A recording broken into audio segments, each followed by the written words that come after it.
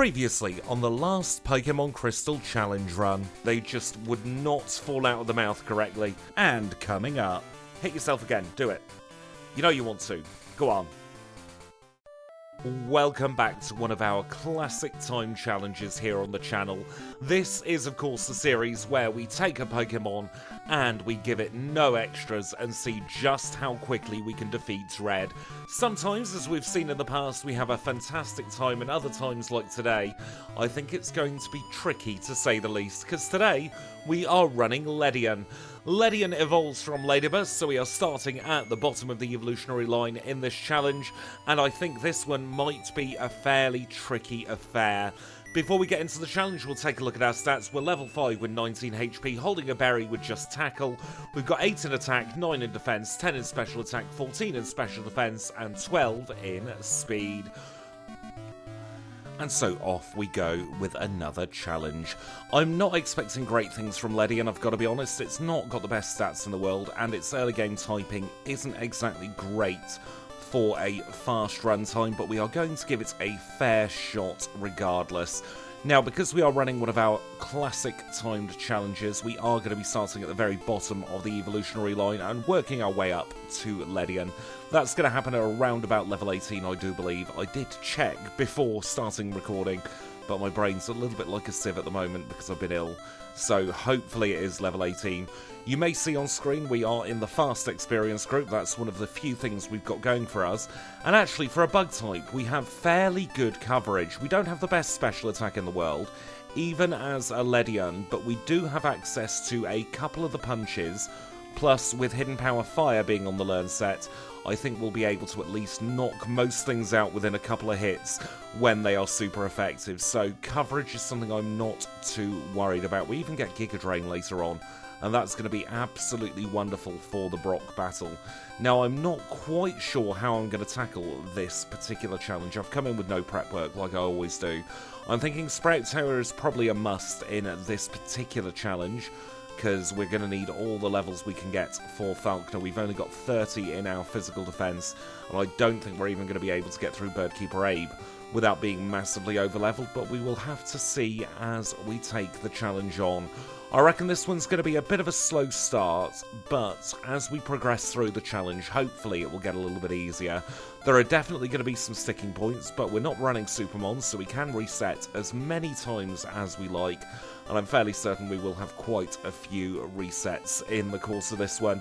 Now, with the entire main series leaderboard, the Pokemon we've got left at the moment, they are the ones, should we call them, a little bit weaker than other Pokemon, so we're not going to be breaking any records, I don't think, on the main series leaderboard. There's like 2 Pokemon left who could potentially break into the top 10, so we are going to be doing these less frequently than we had been doing over the course of the last couple of years, but we should still be able to get a fairly good time. Oh dear, we've just fainted at Survival 1.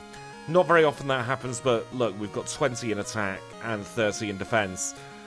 I think actually this is going to be one of those situations where Rival 2 might end up being easier than Rival 1. Because at least with Rival 2, he's likely to go for his special attacks, and we've got a lot of special defense, just not much physical defense. We did get through in our second attempt though, and we can make our way back to Professor Elm's lab, where we will have to name the rival triple question mark, as we always do. And then we can move on towards Violet City. And now, because I'm not feeling 100% at the moment, I'm still getting over this nasty bug that plagued me, I'm not going to be taking on quite as many hard challenges this month as I had anticipated. That means we're probably going to see a couple more 4 moves challenges, maybe an extra Supermon and maybe an extra Fire Red video in the mix as well, just while I'm recovering, because these classic challenges are the ones that take the most mental energy because they are quite difficult to do. So I'm going to be pacing myself, make sure that I don't get burnt out, make sure that I don't get ill again. But we are going to be chipping away at this old main series leaderboard once or twice a month for the foreseeable future, and I'm sure by the end of the year we'll be almost at full completion. Now, we've still got a bit of a way to go until we can even consider taking on Falconer. We're going to pick up as many healing items as we can get. We'll need the Bitterberry later on as well. And we are going to go in to Violet City next. In fact, this is going to be interesting. Yeah, We can take on Bellsprout fairly easily. We only get hit by 1 HP of damage each time. So Bellsprout and most grass types actually are going to be Pokemon we are going to focus on taking hits from and leveling up against, because they are, of course, quad resisted by us as a Ladybird, and it means we can actually get some fairly safe levels for once throughout the course of this challenge, because it's been tough so far and we're not even at the first gym yet. I think we are in for a fairly tricky time with this one. But at least we're in the fast level up group, so we're already level 9. So we will take the silver linings as and when they come in this particular challenge. They say that slow and steady wins the race, but I don't think we're going to be winning any races. We are at the top of Sprout Tower at around about 8 minutes and 15 seconds, and we will see how badly the elderly battle goes. Hopefully we'll get through on our first try, although nothing is guaranteed with Ladybird, unfortunately. We are not doing much damage at all against this Hoot Hoot. Let's confuse it. And it's hit itself in confusion. Absolutely fantastic. Hopefully enough HP to see us through. Nope. And the answer to that is no. We don't have enough HP to see us through. We will use another potion, be at max health, and we'll try once more. Second time's the charm. Let's see if we can get through the Elder at the top of Sprout Tower. I still think this is going to be an easier battle than taking on Birdkeeper Abe at the moment. Didn't take too much damage off the Bellsprout there. We're going to confuse the Hoot Hoot turn 1 and hope that it hits itself in confusion at least once or twice. That is all we probably need. We're taking a lot of damage though from Tackle, and it's looking like confusion has not helped us as much as we wanted. But we have managed to get a critical hit to knock it out. I think we'll be absolutely fine now. He could crit every turn and we'll get through. There we go. Elderly has been defeated. We get ourselves Flash and we get ourselves the Lantern because we are using HM items in this challenge. We will leave. We will heal. And I think it's out of the frying pan into the blooming fire. We've got to take on Birdkeeper Abe next as our next trainer battle. There's no more delaying it. We're going to hold on to a berry. We're going to save. And we'll see what happens. This is our first gym. It's a flying type gym. The absolute nightmare for any bug or grass type Pokemon. Let's see how we get on. We're just going to keep reset spamming until we can confuse the Spearow and hopefully have it hit itself in confusion just like that. If it hits itself once more, we're through. That was a crit. But we get through Birdkeeper Abe. Let's go and heal. And we have a little bit of a reprieve hopefully next, because it's going to be Birdkeeper Rod, and he doesn't have any flying type moves. So this should be, an emphasis on the word should, an easier battle. Let's see how much we do against this Pidgey. Not a lot, to be quite honest with you. And we're missing. We take a reset. That reset counter is going to be jumping and jumping and jumping throughout the course of this one. I don't think there's any two ways about it. That's just how this one's going to be. We're through the Pidgey. Onto the Pidgey again we go. A crit, thank you for that. That's exactly what we wanted. And we've missed, but we've crit. We are through his 2 mandatory trainers. We are celebrating because that is a feat in and of itself. We are going to go for what feels like our 5th heal today here in the Pokemon Center. And we are going to equip our final berry. And we're going to keep our fingers crossed. This is Faulkner, Flying type Specialist, leads with Pidgey. We miss our Supersonic twice in a row and we get crits, so we take a reset. If we can get through in under 15 minutes, I'll be happy, to be quite honest with you. Anything lower than 15 minutes I think is a good time for Ladybird. We were never going to be breaking any records. We confused the Pidgey, but it didn't mean anything in the grand scheme of things that it was a single turn confusion, so that was a waste of everybody's time. Good to know, at least we get through the Pidgey on fairly good HP. We outspeed the Pidgeotto, but we've missed Supersonic. We hit it on our second turn, but unfortunately for us, confusion meant nothing there. Confusion is not a reliable strategy in the slightest, but it is what it is. We'll try again. We're through the Pidgey. Onto the Pidgeotto we go. Supersonic has hit turn 1. Gust hits us for big damage, but he is not hitting himself in confusion, and we take a reset because of a crit. Right, okay, we might need to do the wild grind. Don't know how much the wild grind will help, but we shall see. I'm going to give it 1 or 2 more tries with the confusion strategy to begin with. Because you never know, we could end up being lucky, or we could end up being a little bit like we are now. He's hit himself in confusion. Hit yourself again. Do it. You know you want to. Go on. No. Mean. Right, I'll get some more levels, and we'll try again later. We've got ourselves up to level 15, and at level 15 we do learn Comet Punch. Is Comet Punch a good move? No. Is it going to be a move that helps? Maybe. We'll find out. Let's try Falconer again. He is our first gym leader. He's proving to be a bit of a brick wall, and he leads with Pidgey. We get through the Pidgey taking only 3 HP of damage. We've missed against the Pidgeotto twice in a row, so we know that 85 is a lie with the accuracy and he crits. But Comet Punch might be the play, you know. Yeah, look at that. Doing a lot of damage. We can finish it off with a tackle. Onto the Pidgeotto we go. Go on, punch it. And again. One more of those and we should be through. Yes, excellent. Falconer is defeated. Time of 16 minutes and 8 seconds for the Zephyr badge. But we are through the flying type gym. That is major progress for our Ladybird here. And we've only got a couple of levels until we evolve. So we are in slightly better positions than we were last time. Not by much, but we're getting there. And we've got a duplicate escape rope. I need to fix the coding for that. I haven't yet. So let me deposit that duplicate escape rope.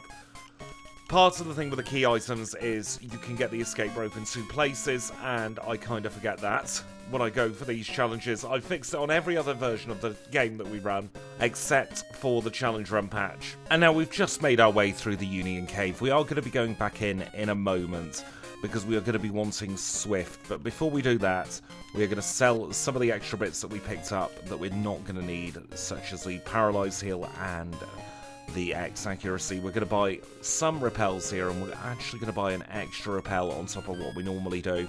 We don't need to buy an escape rope, actually, and we'll get some heals, because you know we are going to need those heals throughout the course of this challenge. I think this is going to be one where a lot of the money goes on to healing items in the bag.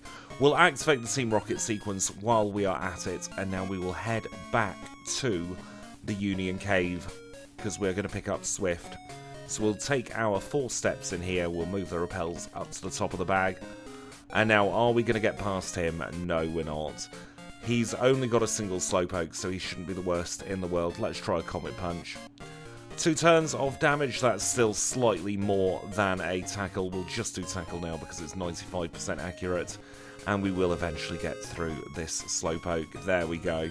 Pokemaniac Larry is defeated. That'll be the last time we have to use an inaccurate move, because we can get ourselves Swift, and my goodness, we are going to be teaching Swift straight away. We aren't, however, going to be able to teach anything for Rival 2, so that means we are going to be running with Struggle for Rival 2, because we don't get Mud Slap. And now that we have Swift, we can take on the Slowpoke well. This is going to be a bit of a slog. Hopefully we don't hit ourselves in confusion too many times from these Zubats. I think that's going to be the worst of it throughout the course of this Slowpoke well, though. Probably going to have to go out and heal at some point, because we're already only on 11 HP. In fact, we'll use our last potion, save some bag space, because we do get super potions from now on, and we'll move on to this Grunt. And I reckon it's against this Grunt that we'll evolve into LEDIAN, if my theory is correct, that we evolve at level 18. Oh no, we've been supersonicked again. Maybe not, actually. We might end up having to wait until the final Grunt. In fact, we are going to have to wait until the final Grunt. Let's take him on.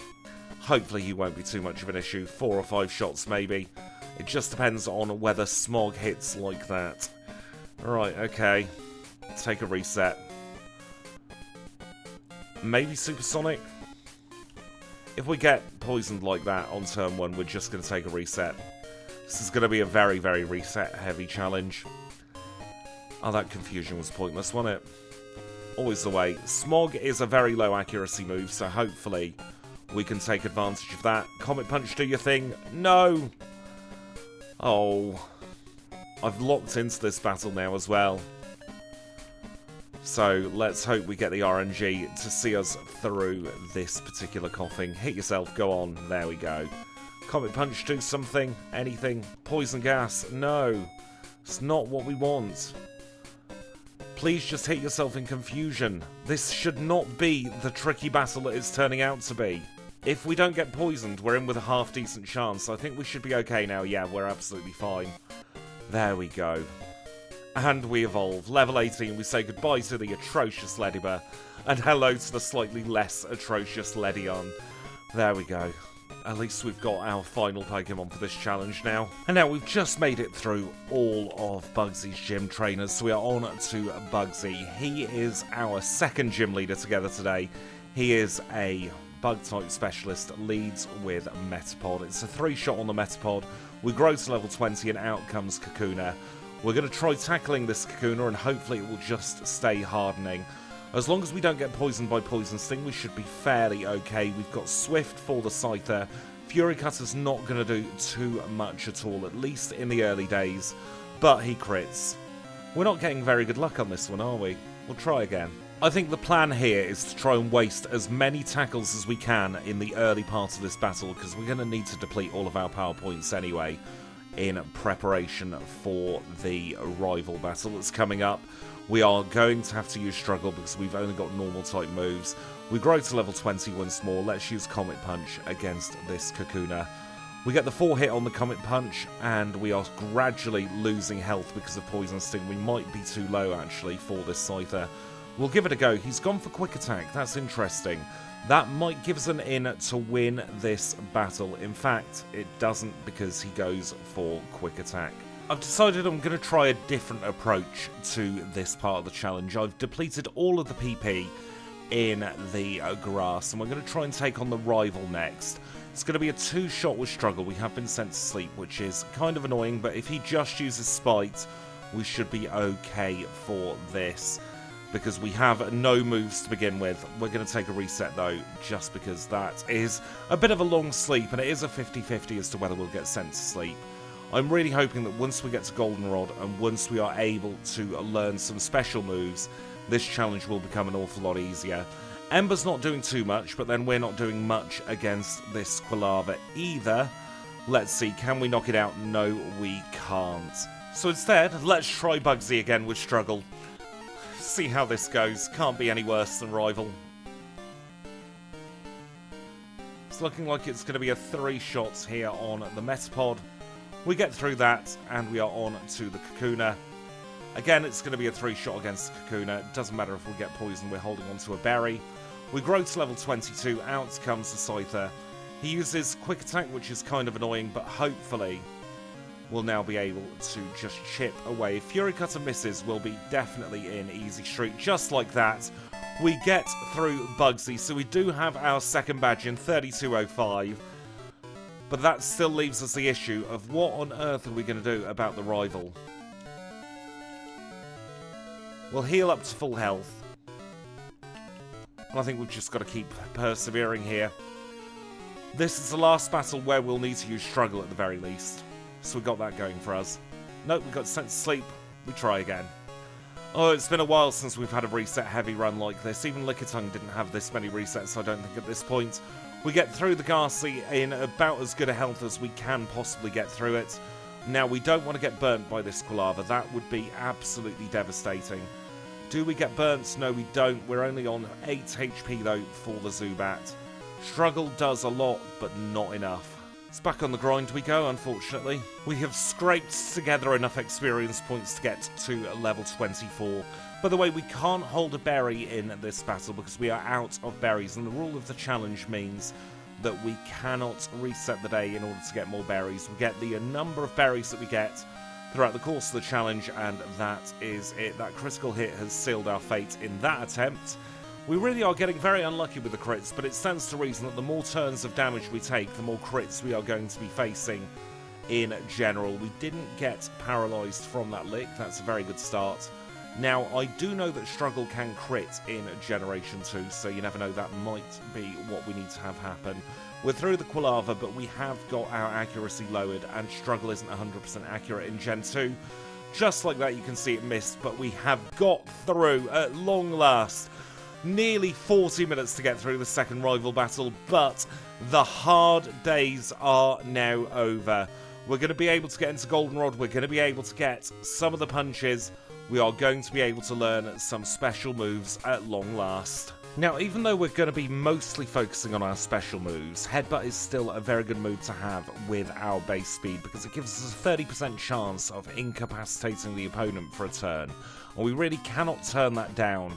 So we're going to remove one of our absolutely terrible moves, probably Tackle, and we'll teach Headbutt in its place. And with that, we'll grab the ether here, we'll grab the other ether in the corner, and we can think about making our way into Goldenrod. Gonna test out Headbutt against Picnicagina here. She's normally a fairly easy battle. Let's see how much we do. We're one-shotting. We do have a lot of levels over the opponents. Oh dear, we don't one-shot Bulbasaur, but that's fine. She's only got a Hoppip to finish off with, so Leech Seed was meaningless. I think in this particular challenge, we're going to have to take on a lot of optional extras in order to keep pace with the opponents. What we lack in base stats, we are going to have to make up for in levels. Now that's going to make for a much higher finishing time, but in this case, I think it needs must, really. And now we have just got ourselves Return, plus the 2 punches that we can learn. So we're going to teach these straight away. We're going to get rid of Supersonic for Ice Punch, and then we'll get rid of Comet Punch for Thunder Punch. Hopefully those 2 moves in tandem will help us do a little bit more damage against some opponents. We're going to have at least neutral damage against most now, and we can start taking our first trip up north. And let us use a Headbutt against this Diglett. We don't need to use any kind of super effective moves, so we'll save the text boxes. Because even though we are on a very, very slow pace, I still do want to try and give LEDIAN the benefit of doing the same strategies we would do with Pokemon that are a little bit stronger, shall we say. Now, the good thing about having such high special defense is we don't need to worry quite as much about special moves hitting us as we otherwise would, so we can get through the Bumphead Viaduct fairly easily there. And we're going to be picking up Dig. Now, Dig is going to be a bit of a doofer move. We are going to be using it probably until the end of the Mahogany Hideout, where we'll swap it for Thief, because I reckon Thief is going to be a stronger move overall. But for now, that's going to give us an answer to Steel types. It's going to give us an answer to the Ghost and Poison types. So we'll get rid of Swift, and we'll give it a go against the Abra line, maybe. We'll use Thunder Punch, actually, against these Abra here, because that is a one-shot. And now for the Kadabra, I think we'll go for Headbutt. Didn't quite one-shot, unfortunately, so we'll finish it off with an Ice Punch. We grow to level 28, and hoping here that we can one-shot this Tangela with Ice Punch. It's got fairly low special defense, so yeah, it does go down in 1. And now, after a little chat with Floria and picking up the Rollout TM, we are ready to go in to our 3rd gym together. This is Whitney's normal type gym, and we've got just 1 mandatory trains to get through in the form of Last Carry with her Snubble. I'm hoping it'll be a nice and easy 2-shot against the Snubble, just like that. And we can move on to Whitney. Now, we are going to be quad weak to her rollout, so we're going to have to see just how badly this battle goes. We get double slapped for a 5-turn double slap against the Clefairy. That's a terrible start. And we are on to the Miltank. Goodness me, she crit. Yeah, we really are getting bad luck with the crits in this one, aren't we? The more I say it, the worse it seems to be getting. There we go, that's a nice 2-turn of double slap, and we are on to the Miltank once more. We're going to use Headbutt now to try and break the rollout, but it didn't happen. We're just rolling the dice here, and it's going to be the quickest way to get through. We will eventually get the luck that we need. Baton Pass is really weird, that's thrown me for an absolute loop, but we get a critical hit so we can 2-shot the Miltank. And now we've got Clefairy left to go, we knock it out in 1, and we do defeat Whitney. That wasn't anywhere near as bad as it could have been, quite honestly. And we get through in a time of 47 minutes and 26 seconds. At least we're being consistent. All of those badges are within a minute of each other for the splits, and we are slightly speeding up with each. We started with a 16:08, then a 15:57, and then a 15:21. You never know, by the end we might get some of these splits down to 10 minutes each. Defeating Whitney does mean we can be well on our way to Ecruteak City now, and the plan for around Ecruteak is to still do Olivine first. But if we can get through the Kimono Girls now, then we're going to be in a much better position for PP when we've defeated Morty, because it means we don't have to worry about them. and we can carry on towards the Lake of Rage without too much further hassle. It's going to be a 3-shot on this Umbreon. Hopefully that's the only 3 shots in this entire Kimono Girls area. Vaporeon should be fairly easy. We should 2-shot this with a Thunder Punch, and we get a nice paralysis there. And then we'll dig for the Jolteon. I'm hoping 83 base speed will be more than enough to outspeed this Jolteon. Let's have a look. Yes, it is. So we get a nice, easy end to the Kimono Girls, and we can pick up the Raft, and we can also pick up Surf. And now, before doing anything else here in Necrotique, we're going to get the heck out of here, and we're going to start ascending the Lighthouse. And now we have made it to the very top of the Lighthouse, where we'll have a little chat with Jasmine, and we're going to keep her hanging for quite some time in this one, I reckon. We'll get the rare candy, and we'll escape rope out of here. We're going to do another quick heal here in the Pokemon Center in Olivine City, and we are going to get on our merry way back to Necrotique City, where we have to go into our next rival battle here in the Burnt Tower. So let's plonk on a repel, try and make sure that we don't get any unnecessary encounters, and we will take him on. This time he's going to lead with Haunter. So our plan is to go underground, Curse will fail, and we'll one-shot. We grow to level 35, he's going to send out Magnemite next, so we're going to go underground again. We knock it out in 1, and up third is Quilava. We headbutt it, we flinch it, we get through very easily, and we can Thunder Punch the Zubat. And we have a rival battle where we don't take a reset. Goodness me. Only took us till Rival 3 to get there. We can now release the beasts as we fall through the floor. And we can now take on Morty. So the prep work for Morty is done. We're holding on to the Minceberry. I've put Dig in the top spot. Let's see how we get on. This is Morty, our 4th gym leader together today. Dual Ghost and Poison type specialist, led with Ghastly that's gone down as we grow up to level 37. Here comes the Haunter. We outspeed and we knock it out in 1. What about the Gengar? Is it going to be a 2-shot? It's looking like a 2-shot. Hypnosis is missed though, so we are now guaranteed the win. Last Haunter comes out, Curse fails, and we finish it off very, very easily there. Fog Badge in 56 minutes and 6 seconds. Now, the other bug type we've run in recent times, Scyther, would almost be defeating Red at this point, but I am just happy that we are this far with our Ledian. Defeating Morty does mean we can take a trip up towards the Lake of Rage now, and we've saved a Thunder Punch for the Gyarados. We're going to get through a couple of optional trainers first, so Lickitung here, and then we'll take on the Nidoking as well.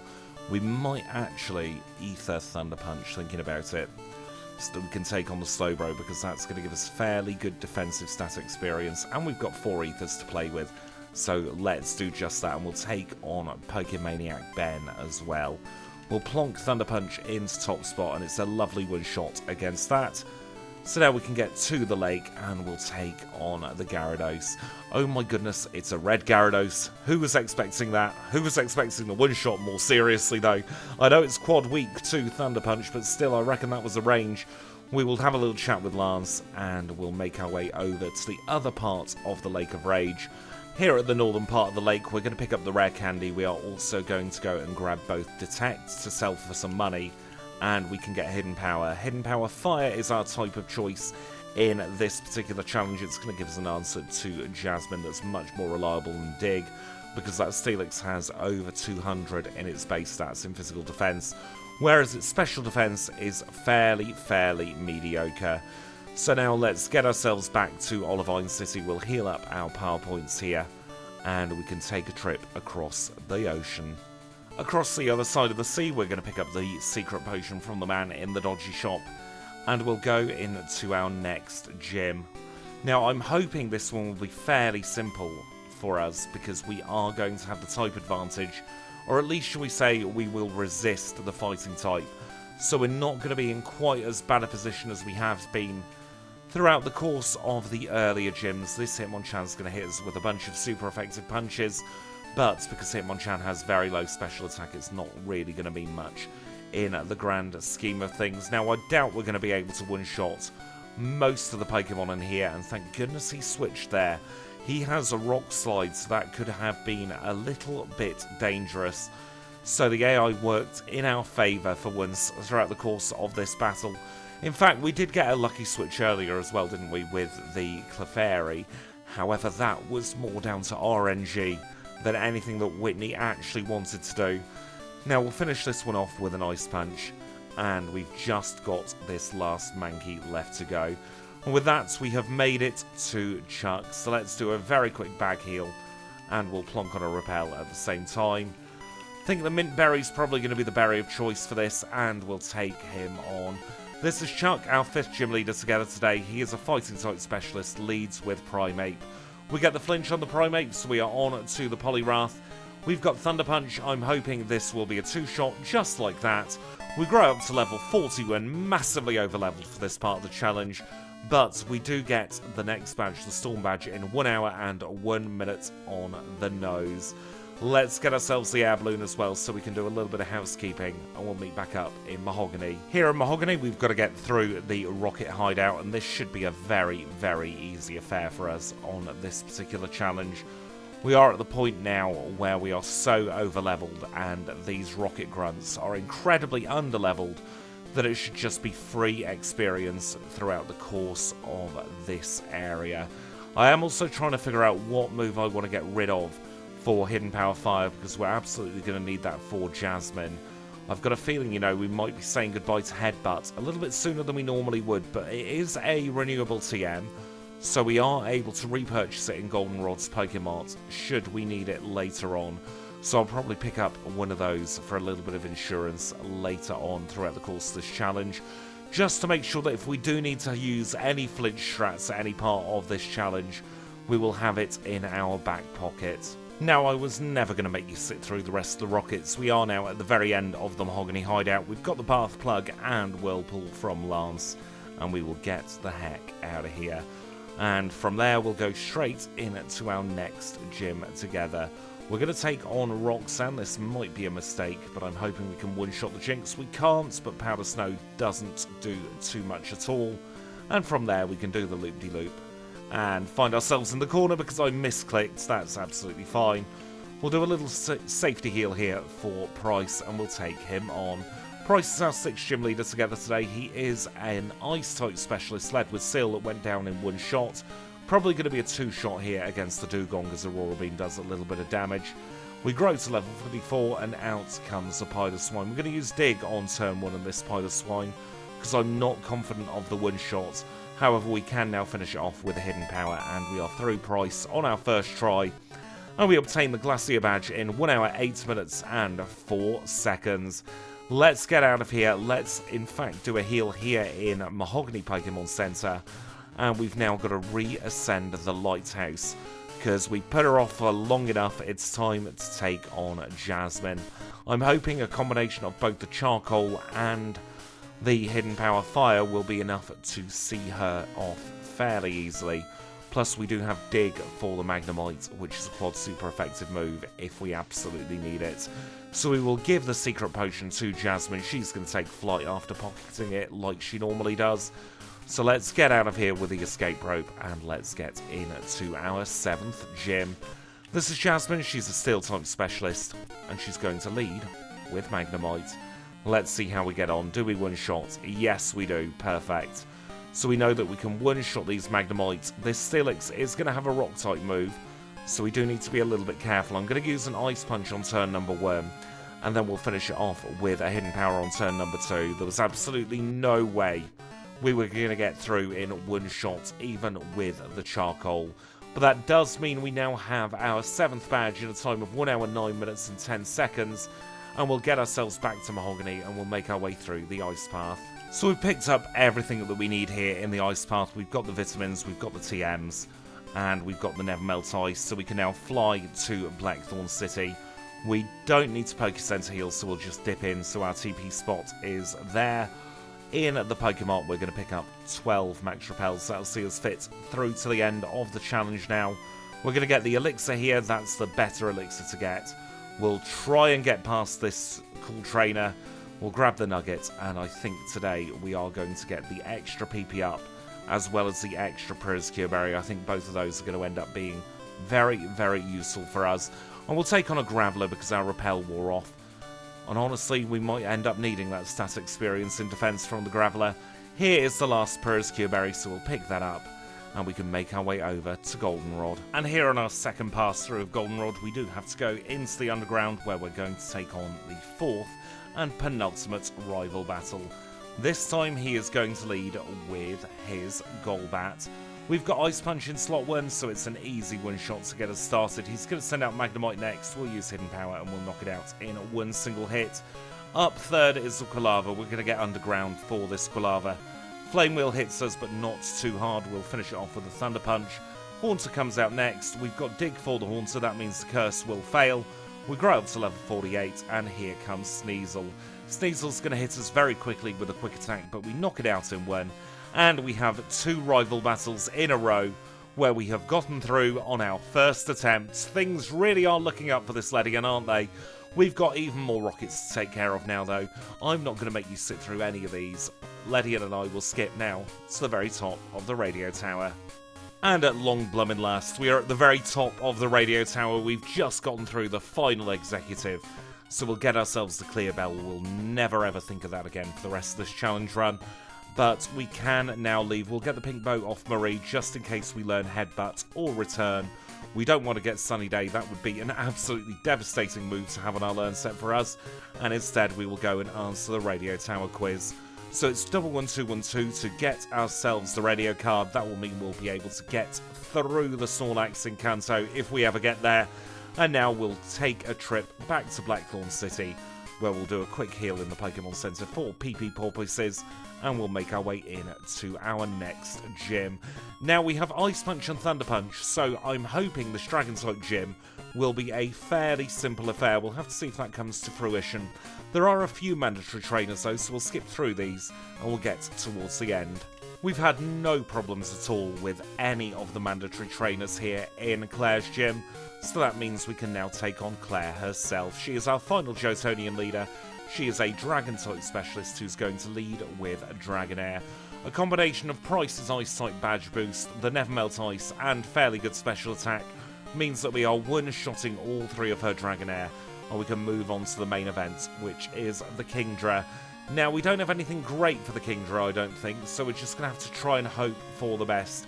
She's probably going to end up healing looping this Kingdra. There's nothing we can do here, but we can finish it off now with a Thunder Punch, as long as Thunder Punch connects, just like that. And we are through Claire on our first try. We do, of course, have a little bit more faff to get through before we can get the badge. We need to get the heck out of here. We need to stick on a rappel. And we need to make our way in to the Dragon's Den, where we're going to get ambushed by this horrible specimen of a man called Trainer Darren. We saved an Ice Punch just for his Dragonair, so we can now leave there. We'll grab this Max Elixir. That's going to come in useful later on. We can get through the Whirlpool, and we can make our way in to the Shrine. Much like the radio card, the answer is going to be 11212, and that will make Claire enter into the Dragon's Den, where we will get the time for our final Johtonian badge. And in this case, we are getting 1 hour, 21 minutes, and 54 seconds. Quite honestly, that's a lot lower than I thought for this point of the challenge. Once we got past that horrible Goldenrod section, we've not actually been in as bad a position as we have been before. Let's grab the extra Max Elixir here so that we don't have to worry about PP usage throughout the league. We'll get out of here and we'll start making our way towards Victory Road. Now, one of the skills I've picked up throughout the last 3 years of doing solo runs together with you is the ability to know when to pick up items and when to ignore them. And in this particular instance, I've decided that the extra rare candies are probably going to be for the best. One of the rule changes we have to the main series leaderboard is we can use rare candies wherever the heck we like throughout the course of the challenge. We're not limiting them to just the red battle. So I've picked up the extra 2 rare candies we can get, one in Mount Mortar and one in the Whirl Islands, in the hopes that they will help us through the Pokemon League, maybe get a few extra levels for some of the trickier battles that may be coming our way. Now, I do want to take on this Espeon. Might not be the most sensible thing in the world to do, but I want to see just how much damage we can do. We're doing about half on the Espeon. That's not terrible, not the best, not the worst. And we can now get a free heal here in this house. I'm learning how to avoid Joyce as well at long last. It's taken me long enough to learn how to avoid her, but I do want to take on Jake, because he should be a fairly simple battle. We've got Parasect, and then we've got Golduck as well, and we'll have one-hit moves for both of those. Big Beth up here is a mandatory trainer, so we're going to have to take her on. But I do want to do the loop-de-loop as well, so that we can pick up the extra max elixir. A nice critical hit there on Beth, saving us from potentially quite a lot of damage from her. We'll get the max elixir, and we'll make our way into Victory Road. We'll plonk on another repel, and we'll see how we get on against the rival. Before we take on the rival, we are going to pick up the HP up so that we can use it for the Karen strategy. And now we'll drop a save, and we'll see how we get on. This is the final rival battle, and this time he's going to lead with Sneasel. We'll use Hidden Power against Sneasel, we'll knock it out in one. And up next is Golbat. We've got Ice Punch for the Golbat, it's guaranteed to one-shot. And he's going to send out his Magneton third. Hidden Power Fire is just the trick for the Magneton as we move on to the Typhlosion. We don't have anything great for Typhlosion, so we're just going to use a pair of digs here. Although Smokescreen does throw a little bit of a spanner in the works. Hopefully we will connect against both the Haunter and the last Pokemon as well. Haunter goes down. Here comes Kadabra. Probably Ice Punch is our best move. We don't quite one-shot, but Smokescreen meant nothing in the end there. So we do get through on our first try.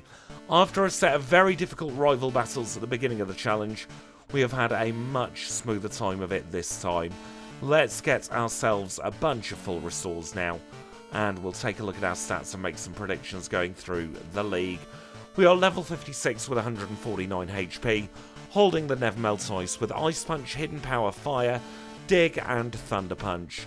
We've got 85 in attack, 98 in defense, 108 in special attack, 170 in special defense, and a 137 in speed. Now, I think this league is going to be a little bit of everything. It's going to be tough in places, hard in places, easy in other places. It's all going to depend on the luck. I think if we get good luck and high rolls, we'll have a good time. But otherwise, we could be stuck for quite some time.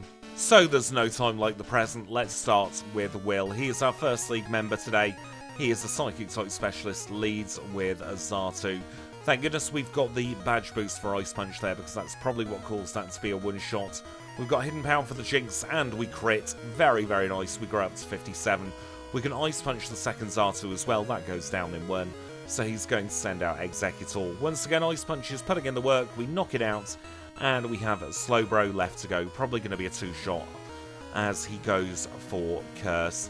Paralysis there meaning nothing at all, but we do get through Will in 1:27:24. Up next is going to be Koga. Koga is a Poison-type specialist who's going to lead with Ariados. And we are very, very glad that Koga likes his bug types as well, because this is going to make this battle a little bit easier. Now, I don't think we're going to one-shot with Ice Punch, so I'm going to go for a Thunder Punch. I was hoping for a Paralysis there. We knock it out in two, and we are on to the Venomoth. Hidden Power one-shots, thank goodness for that. And we know it's going to one-shot the Fortress. That was never in any doubt. We've got the Muck left to go, and this probably Dig combined with just absolute brute force, quite honestly, with Muck. There's not much else we can do, but we do get through, and that is Koga all defeated. Let us use a full heal. We should probably use a regular healing item as well. And you know what? I think I'm going to Rare Candy for Bruno. I think it's going to be much more efficient to Rare Candy here, because Bruno has quite a bit of bulk behind him, so he can be a little bit scary. Now, do we want to teach Headbutt? Probably. I was going to try and save Dig for Karen's Gengar, but I reckon our special moves will do just as much now. So let's now take on Bruno. He is our third league member. Fighting type specialist, leads with Hitmontop. We're going to headbutt this Hitmontop and hope that we can get a flinch. We don't, because he went for quick attack. So we'll use an Ice Punch to finish it off. And up next is going to be Onyx. We've got Ice Punch, that's a guaranteed one-shot against the Onyx, and we can move ourselves on to Hitmonchan. Hitmonchan uses Fire Punch, but it's got no special attack, so it means absolutely nothing in the grand scheme of things. This is the scary Pokemon, this Machamp. Rock Slide is going to hit like a truck, and we're not able to one-shot, or even two-shot rather. So I think we're going to have to go for a flinch on turn number 2. We know that we can two-shot this Hitmontop, that's absolutely fine. We can move on to the Onyx again, it's going to be a one-shot, and we are back on to the Hitmonchan. We're going to keep on using Ice Punch. We don't get burnt, so we do have a chance to take on the Machamp again. We'll use Headbutt, and we don't quite do a flinch. We'll try again, and we didn't get the flinch. So we try once more. There was always going to be a point where the difficulty ramped up again, and I think it was definitely going to be Bruno in this particular battle. That quad weakness to the rock type really is showing itself now. We are just relying entirely on luck. Nice bit of luck there against the Hitmonchan. If we can flinch, I'll feel better. That's all we want, just one flinch. And we're not getting it. 30% chance, you'd think we'd have it by now. But as we have seen throughout the course of many, many challenges together, doesn't necessarily mean it's guaranteed after 3 or 4 hits, does it? We will eventually get the luck, it's just a case of when we get the luck, when we will be able to get through. At least the Hitmonchan hasn't burnt us yet. We can thank heavens for small mercies there. Yet again, no flinch. We get a flinch. Can we one-shot with Ice Punch? Yes, we can. We're not out of the woods yet, though. We've got to get through Hitmonlee. Double kick's fine. We are through. Perfect. 1 hour, 30 minutes and 38 for Bruno. Now we are going to need to full restore for Karen. We will plonk in a HP up as well. And we will take her on. This is Karen. She's a Dark-type specialist. And she's going to lead with Umbreon. We don't have anything good for the Umbreon, so we're just going to fish for a freeze. We don't get it, and we've ended up being confused. You know what? I was hoping to keep hold on them Melt Ice, but we're going to swap to the Bitter Berry. At least that means we won't get confused, and if we do get confused, we can cure it in one turn. Wondering, you know, if Headbutt's the way to go and try and fish for the flinch. It didn't work against the Machamp very reliably, but stranger things have happened. We get through the Umbreon fairly easily, actually, and we're on to the Houndoom. What should we do against this? Fish for a flinch? We get a flinch. Another one will be nice, or we can just knock it out. Even better. Who have we got next? Gengar? Gengar's going to swear at us, so we'll just use a hidden power and watch it go down. We can finish it off with another hidden power, and then we've got Thunder Punch for the Murkrow. That goes away in one shot, and the last Pokemon is Vileplume. Probably going to be a range, but we high roll and we defeat Karen on our second attempt. That felt good. Let us use a Super Potion and let us re-equip the Never Melt Ice. And there's something else I want to do, isn't there? Max Elixir, that'll do. So we are now at full health, full PP for the Liar with the Flyers. He is the champion of the Johto region, not quite sure how he got that job. And I'm hoping this will be an easy end to the league. We can one-shot the Gyarados, we're on to Dragonite number 1, it goes down in 1. And he sends out his second one next. Another one-shot, we grow to 67, and here comes Scaradactyl. We outspeed, we one-shot, that's absolutely perfect. We're not going to one-shot this Charizard though, so we are going to take some Flamethrower damage, but that should be the only damage we take for the rest of this battle. Because we have Ice Punch for the Dragonite, and we have got through the Pokemon League with just a LEDIAN. That is no small feat.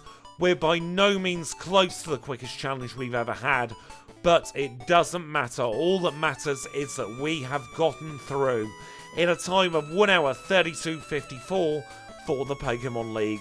Let's take a look at the midpoint leaderboard. So on our midpoint main series leaderboard, we are in 94th place. In between Kingler and Meganium there, no shame in that whatsoever. We're in the top 100 on the leaderboard, plus we have done it well under 2 hours, and if you saw Shuckle there, it was 3 hours to get Shuckle across the Hall of Fame finishing line, so I am not too unimpressed with that whatsoever. Let us now stick it on the All Crystal midpoint leaderboard as well, and we are in 169th place. Nice. Once again, in between Kingler and Meganium, I think that's pretty fair as to where it should be, and we are not on the last page on the All Series leaderboard. Do remember, these are not like-for-like comparisons on the All Runs leaderboard. It's all of our different series merged together. Although, to be fair, at the very bottom of the leaderboard, it is mostly older main series challenges, but that is the nature of this leaderboard. It just does every Crystal video all together, all at once. But this is only the halfway point, don't forget. There is still another 8 gym badges plus the red fight left to come, and I know you don't want to miss it, so don't you dare go anywhere, because Kanto is next. And we are rejoining the action as we always do here in Kanto, where the first thing we'll do is grab a rare candy from the chairman of the Pokémon fan club. And with that safely tucked away in our bag, I'm going to risk it. Might not be the most sensible idea in the world, but we're going to try and take on Surge first. I reckon our standard Kantonian routing, if it pays off, will be the quickest way around Kanto. So we'll start off with Gentleman Gregory here and get rid of his Pikachu and his Fluffy, and then we will take on Surge. He's our first Kantonian leader, an electric type specialist who leads with Raichu. Now we're going to headbutt this Raichu and hope that it flinches. Thunder Wave's fine, we were holding a Cure Berry. We knock it out in 2, and up next is Magneton. We've got Hidden Power Fire for the Magneton, so we know that can go down in 1. And here comes Electabuzz. Thunder hits, but it doesn't paralyze, so he's healing looping, and I think we're fine now for the rest of this battle. We are going to have to work through a couple of double teams potentially, but we can two-shot the Electrode, and the next Electrode comes into play. We critical hit, and we get through Surge on our first try. Thunder Badge in 1:35:19. Let's get the heck out of here, and let's get to a nicer city where we are going to have a much easier time of it, and that is of course going to be Celadon City. We dip our head in the Saffron Pokemon Center to save a fly. It means we don't have to worry at all about our fly points, and instead we can just teleport there. One of the things we're going to do here in Celadon is we're going to pick up 1,500 coins, and we're going to go into here, and we're going to pick up Double Team. I think Double Team might come in fairly useful in this challenge. We'll grab the leftovers from the bin here, and we will also pick up the PP up. And now we can go through the cut tree and into Erica's gym. And now with Erica's trainers almost all taken care of, we can think about Erica herself. And this one is going to be a fairly easy gym to get through, I reckon. We have the type advantage in many ways. We've got decent coverage for the grass type. And this is going to be one of very few gyms where I feel fairly confident going in to the start of the battle. So this is Erica, our second Kantonian leader, leads with Tangela. We'll use an Ice Punch against Tangela, we'll knock it out in 1. We'll swap to Hidden Power for the Victory Bell, knock that out in 1 as well. And here comes the Blossom. We don't quite one-shot, she's gone for Sunny Day, and she is healing looping. We get a critical hit on turn number 2, and then we've just got Jumpluff left to go. Sunny Day boosted Hidden Power, knocks it out in 1 shot. And we obtain the Rainbow Badge in 1:37:13. Let us now get out of here, and we'll go straight down the cycling road next, where we're going to have, hopefully, in big, bold capital letters, another easy gym battle on our hands. We've got to get through Birdkeeper Bob first. He's kind of the surrogate for Janine's mandatory trainers with our routing. You've got to take on at least 1 or 2 mandatory trainers here in Kanto, barring Nugget Bridge. And for our routing, the Birdkeeper there is one of them. Let us now take on Janine, though. She is going to be our third Kantonian leader. She is a Poison-type specialist, leads with Crobat. Crobat goes down to an Ice Punch, so she sends out her Weezing. Again, it's going to be a one-shot on the Weezing. Nice and simple there. 2 one-shots on both of her Weezing, and here comes the Venomoth. She wastes her money with a Dire Hit as we hit with a Hidden Power Fire, and we're going to Hidden Power Fire the Ariados as well.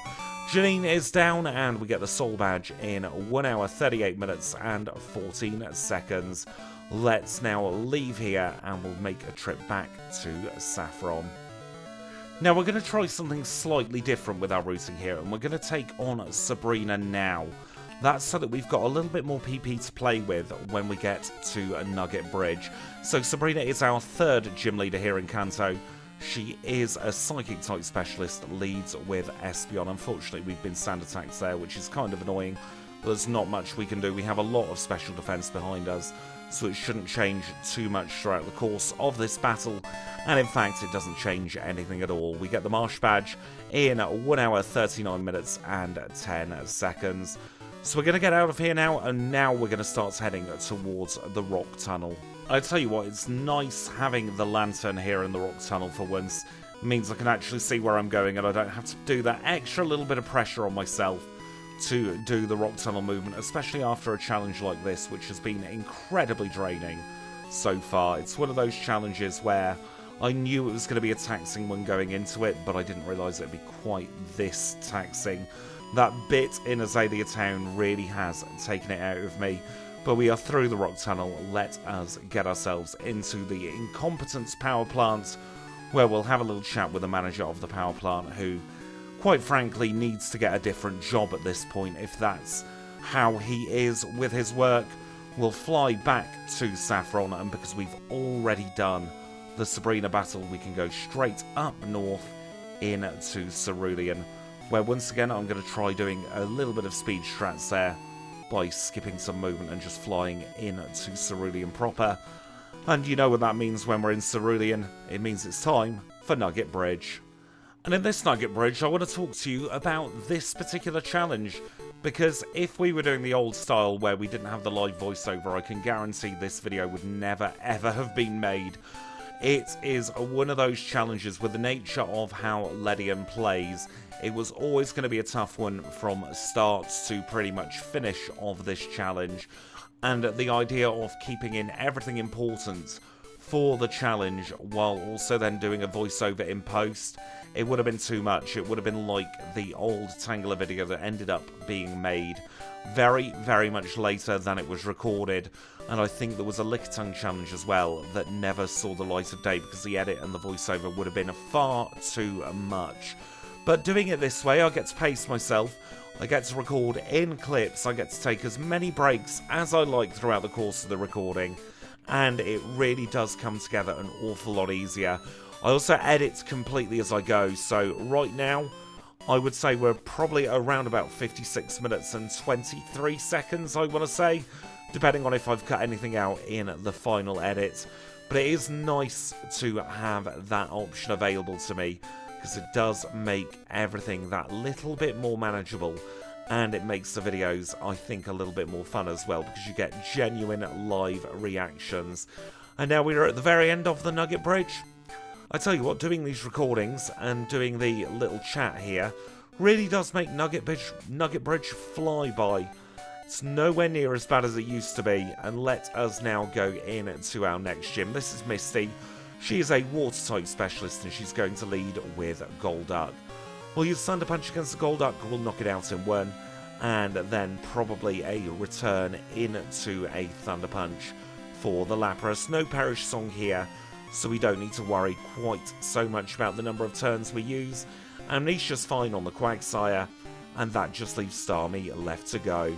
We can Thunder Punch the Starmie, knock it out in one hit, and we get through Misty to obtain the Cascade Badge in 1:43:05. So now with the machine parts in hand, we can go back to the power plant, we'll save the day in Kanto, and we'll get ourselves Zap Cannon as a reward. Can't use it, would have been nice if LEDIAN could learn it, but apparently the only electric type move we can use is Thunder Punch.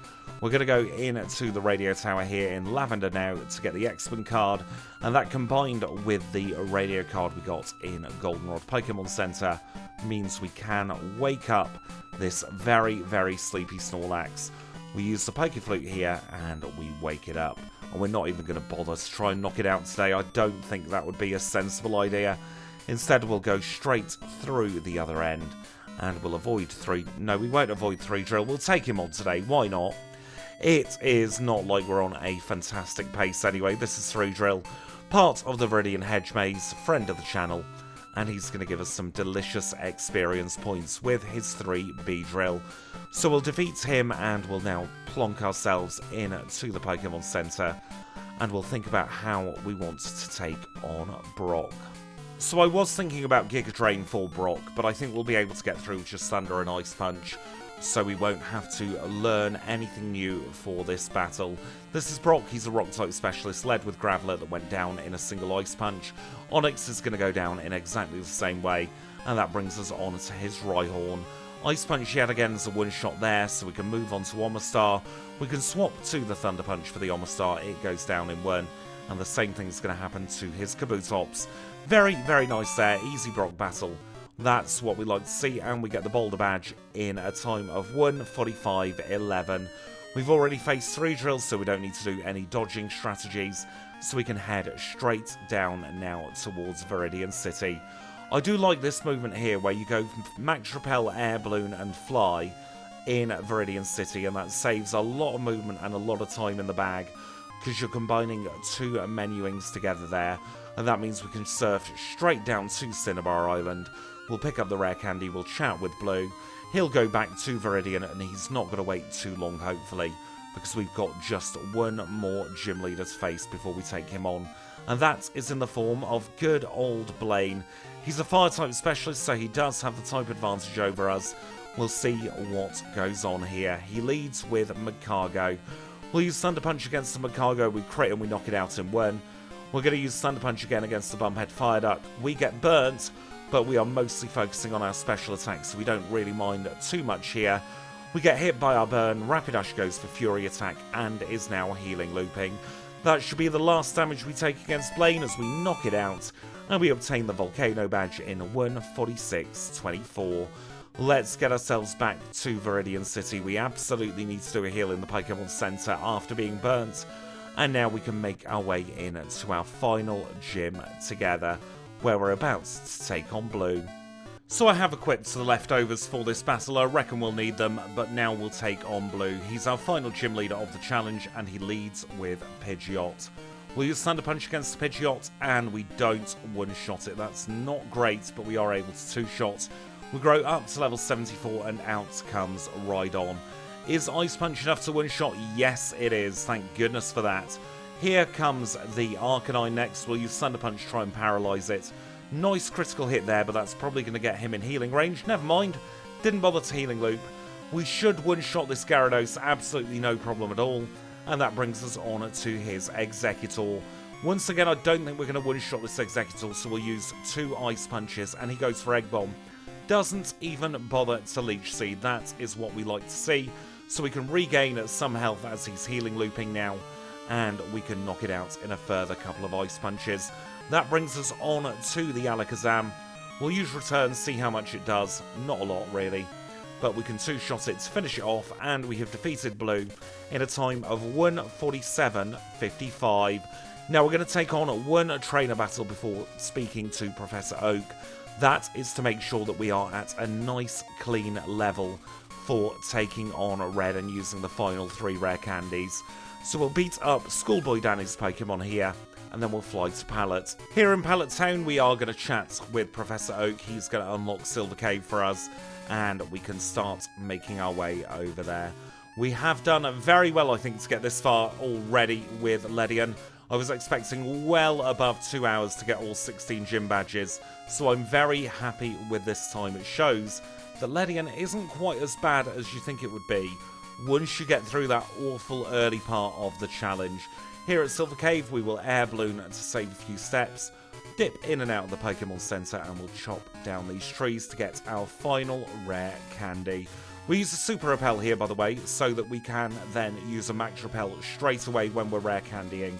We're going to use our last 3 rare candies of the challenge, getting ourselves up to level 78.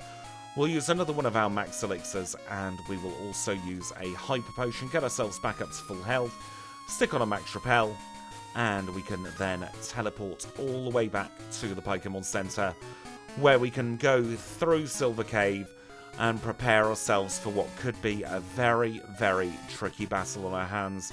I am not expecting this to go well in the slightest. I think we are going to have to luck our way through this Red battle. But we are now here, so we'll see how it goes. So this is Red. He is the final trainer of the challenge, and he leads with Pikachu. We're not going to have anything for the Pikachu, so we are going to have to play a little bit of the dodge of the old Charm and the Thunder. He's healing looping, that's absolutely fine. It means nothing, and Return does knock out the Pikachu. Up second is Charizard. Thunder Punch is our best option here. Flamethrower still hits for a lot of damage. Unfortunately, there's not much we can do there, and we are on to the Blastoise next. Blizzard hits, and we take our first reset at Red. Let us try again. We do have Double Team in our back pocket in case we need it. In fact, if we're having to do the Charm Dodge, let us mix a couple of things up. We don't really need Hidden Power Fire, so we're going to go for Giga Drain there, and I'm also going to get up a Double Team. I think these 2 moves might be the most useful. So we'll get rid of return. I don't think return is going to be used at all. And then I did pick up some PP ups in the bag as well, so we can use those on Giga Drain, get ourselves up to 8 PP on it. That way we can passively heal if we need to as well. Let's try red again now. We're going to double team against this Pikachu. Charm, irrelevant, doesn't mean anything. Thunder's a bit annoying though. I'm surprised it hit there, but it does show that double team isn't necessarily 100% foolproof. We are able to get through the Pikachu in 2 further hits though, and we are back on to the Charizard. Let's use Thunder Punch against the Charizard. Flamethrower connects, unfortunately, but it doesn't burn us. Are we going to 2-shot it? No, we're not, and Flamethrower hits again. Third time as the charm, or at least so they say. Let us try that again. I think we're on the right lines here, going purely special. Try and set up as many of these double teams as we can. Thunder is supposed to just be 70% accurate. Doesn't feel like it, does it? Can we now Ice Punch to finish this off? No, we can't. Thunder has missed though, and he is healing looping. We can try and make the best actually of the healing loop, because that means we are going to be regaining more and more HP. Back onto the Zard we go. Thunder Punch, please do something useful. We've paralysed it, and he's fully paralysed. Absolutely fantastic. We get the high roll and we knock it out. Here comes Blastoise once more. Let us use the Thunder Punch turn 1. Rain Dance, don't really mind that. We can Giga Drain on turn 2. Regain some HP, and we can knock it out and get back to full health on turn number 3. Up next is the bear. This is the scary Pokemon.